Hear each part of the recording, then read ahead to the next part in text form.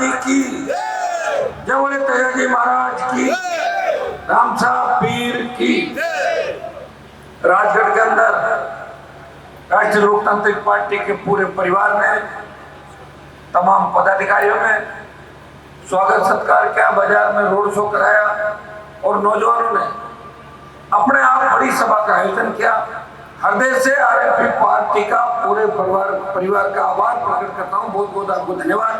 उपस्थित आरएलपी के स्टार प्रचारक सीताराम जी नायक, छोटी बहन अंतर्राष्ट्रीय बॉडी बिल्डर प्रिया सिंह मेघवाल, भाई नरेंद्र अनूप और इनकी पूरी टीम, यह राजगढ़ की सम्मानित मंच, मौजूद बुजुर्गों और नौजवान साथियों, हमारे चूरू के जिला अध्यक्ष मदन ढाका, मौजूद साथियों, छोटे भाइयों, राजगढ़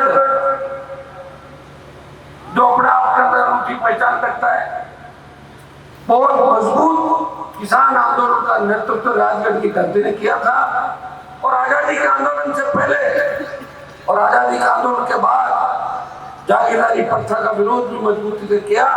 तो राजगढ़ की धरती ने राजस्थान को मजबूती देने का प्रयास किया। ये हरियाणा का बॉर्डर का इलाका है। और भाइयों, दो तीन बात आपको भी बताना चाहूंगा। आप हरियाणा का बॉर्डर आपको लगता है यहाँ का किसान बड़ा मजबूत है। प्रदेश में जब भी तकलीफ पड़ी थी 52, 57, 60, 62 का युग पर देखेंगे तो राजगढ़ के किसानों ने किसान आंदोलन का नेतृत्व किया था और बड़ा मजबूत तरीके से सटीक रिजल्ट भी राजगढ़ के लोगों ने दिए थे। दुर्भाग्य से अभी जो देश के अंदर किसानों के हालात है, आप हरियाणा बॉर्डर पे आते हो सब लोग, जब देश के अंदर तीनों कृषि कानून आए थे, उन तीनों काले कानूनों का विरोध उत्तरी भारत में अगर किसी किसान के बेटे ने किया और 70 दिन मोदी की सत्ता छोड़ के सड़क पर आया, वो नागौर का सांसद था जिसने किसानों के सम्मान के लिए सत्ता को ठोकर मार दी, एक नए इतिहास का निर्माण किया।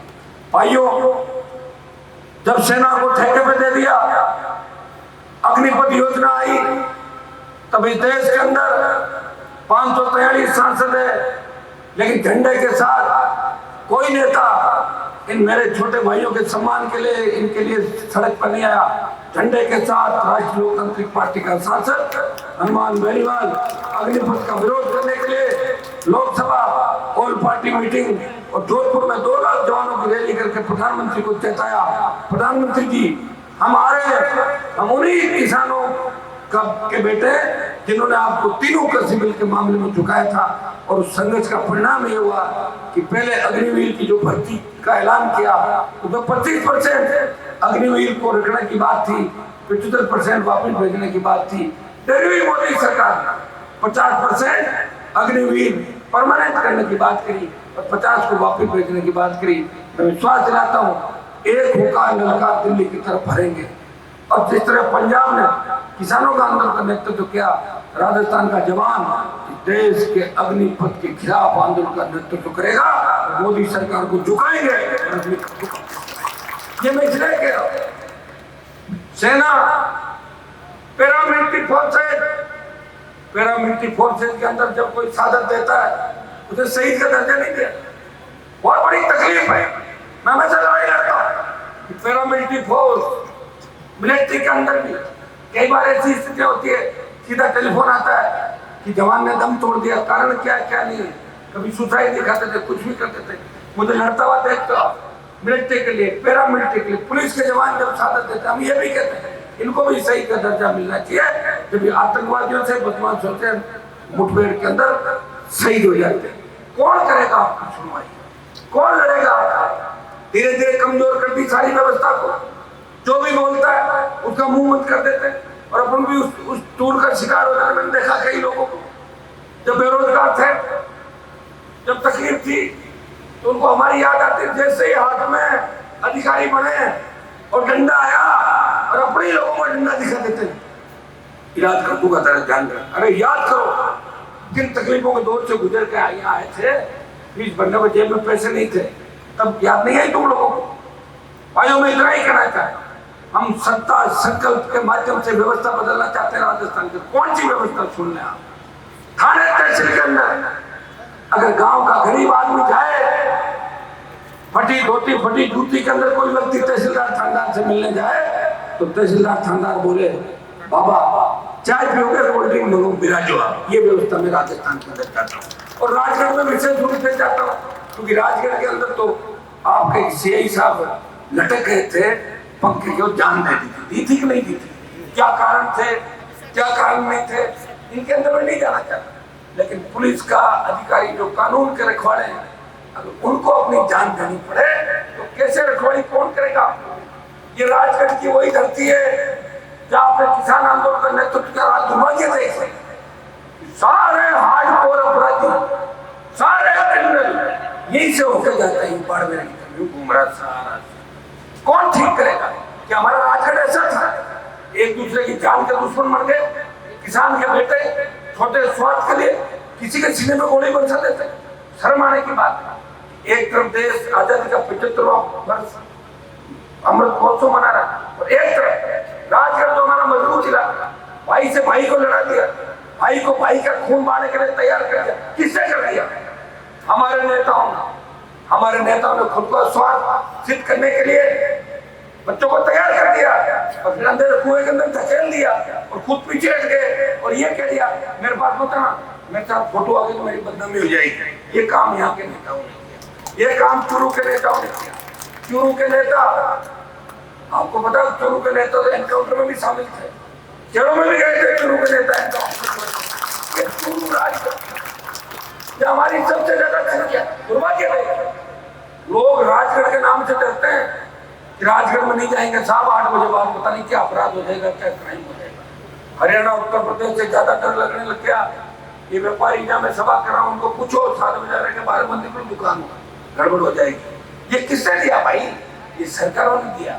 वसुंधरा गहलोत के गठबंधन ने इस राजस्थान को नरक में डुबो दिया, रसातल के अंदर डुबो दिया। हमें नया राजस्थान चाहिए जहाँ हमारी बेटियां रात को 12 बजे भी सड़क पर निकले, ऐसा महसूस करे घर के आंगन के अंदर घूम रही हो। ऐसा राजगढ़, ऐसा राजगढ़ के अंदर हमारे साइंटिस्ट बने, बच्चे अच्छे पदों पर जाए और एक दूसरे का खून बहाना भूल के नई दिशा के साथ सत्ता पे कब्जा करना चाहे। दुर्भाग्य देश सारे कहते तो बड़े को नेता है बड़ा, लेकिन पार्टियों की कतार में लगे हैं। मैं कई लोगों से बात करता हूँ, आप आरएलपी ज्वाइन कर लो, लड़ लो, बोले एक बार टिकट को इंतजार करा, बीजेपी टिकट दे दे कांग्रेस, और ना दे तो फिर थाली पार्टी तैयार है। तो मैंने इसलिए बनाई है पार्टी आप लोगों को कि जब नहीं देर चल जाए कारतूस ला के यहाँ पड़ जाओ। मैं भी चाहूंगा नए लोगों को मैं तैयार करूँ, मजबूत लोगों को तैयार करूँ। समय लग सकता है, लेकिन मैं आपको विश्वास दिलाता हूँ कि मारवाड़ से आरएलपी का तूफान चलेगा और आपने अगर इसको सुनामी बढ़ा दिया तो राजस्थान की सत्ता के शिखर पर किसान जाऊंगा। ये मैं विश्वास करता हूँ। भाइयों मैं आपके बीच हर आंदोलन के अंदर जब प्रदेश के अंदर बजरी माफिया का आतंक था, पेपर लीक हो रहे थे, एग्जाम रद्द होने की नौबत थी, जवान त्राइमाम कर रहा था, नारी अबला की चीख पुकार के लिए सड़क पर कोई लड़ रहा था। नागौर का सांसद था जिसने राजस्थान की लड़ाई को दिल्ली तक पहुंचाया और देश में इस राजस्थान का मान सम्मान बढ़ाया।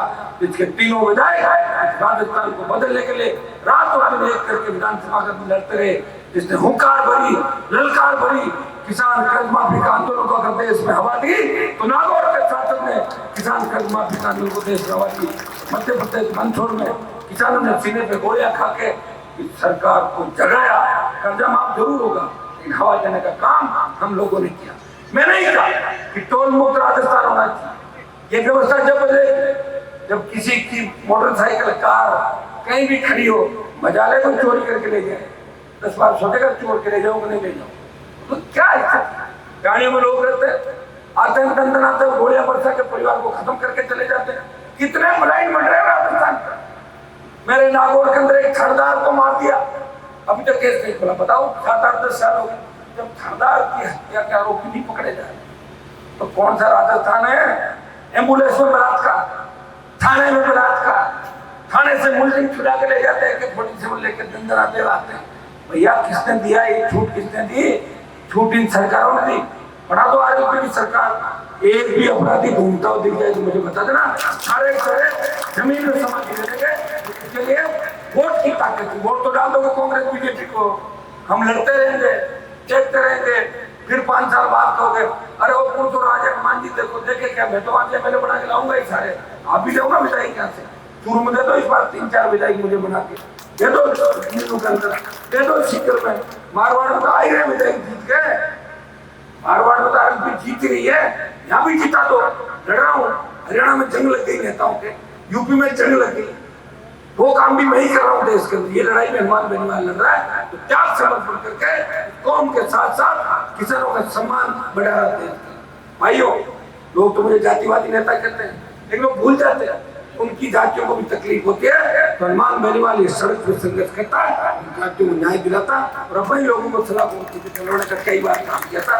जो अपराध करे, अपराधी हमारे साथ नहीं हो सकता, जो अन्याय करेगा, अन्याय करने वाले के साथ मैं खड़ा नहीं मिलूंगा, मेरी पार्टी खड़ी नहीं मिलेगी। मेरे बच्चों को पिछले 5 साल में कितने झूठे मुकदमों में फंसा दिया, तुम आरएलपी की जय नहीं बोलोगे, आरएलपी का नारा नहीं लगाओगे, झंडी रोक सकते हो आरएलपी को, रोक के दिखाओ ना कि जब मैं तो मैं हूं ना, घूम रहा हूँ ना इस राजस्थान में,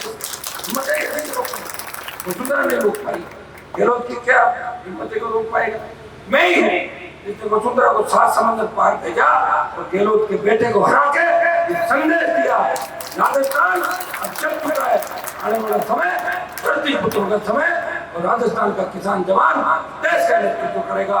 ये ताकत और ऊर्जा किसने दी, तो नागौर के शासक ने अपने छोटे भाइयों को लड़ना सिखाया। मंच पे आप देखें, सेकंड पीढ़ी के नेता तैयार है, दूसरी जगह तो वंशवाद की राजनीति है, फलान जी का बेटा, उनका पोता, उनका दोहिता, उनका भांजा ही चलता रहता 70 साल। उन वंशवाद करने वाले नेताओं को भी घर बिठाया, उनको जनता की याद दिलाई, गली गली घुमाया और उनका दिमाग ठीक किया। ये मेरे संघर्ष का इस परिणाम है। मैं धन्यवाद दूंगा सारे छोटे भाइयों का, हर जगह हर संघर्ष के अंदर आप मेरे साथ थे, और मैंने भी पूरी जीवन और पूरी जवानी 20 साल आपके लिए समर्पित कर दी। जब तक किसान कौम का राजस्थान की सत्ता में कब्जा नहीं होगा, इसी तरह मेरा संघर्ष 36 कौम के लिए जारी रहेगा। बहुत बहुत आपको धन्यवाद। जय हिंद।